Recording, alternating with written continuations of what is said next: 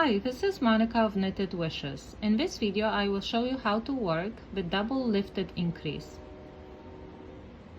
With your right hand needle, pick up the right leg of the stitch below the first stitch on your left hand needle. Place it on the left hand needle, knit it, knit the following stitch. Now with your left hand needle,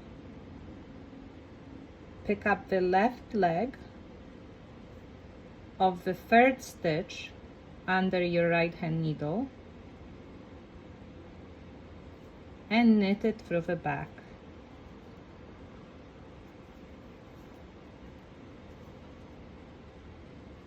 Let's try this one more time. With your right hand needle, pick up the right leg of the stitch below the first stitch on your left hand needle. Place it on the left hand needle, knit it, knit the next stitch,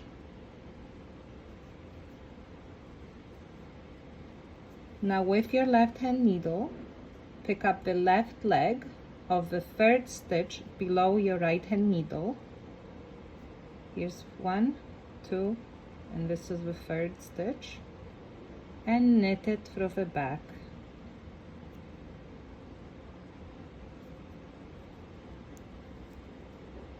And here is the double lifted increase.